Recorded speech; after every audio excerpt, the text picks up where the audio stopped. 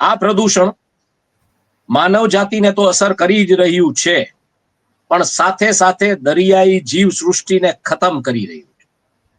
આપણે એ વિસ્તારમાં ગયા, આપણે જોયું, આપણે હોડીમાં એટલે ફાઈબર બોટ એટલે ઈ બહુ મોટી બોટ ન હોય, નાનકડી બોટ હોય, એમાં 6 જણા બેઠા હતા.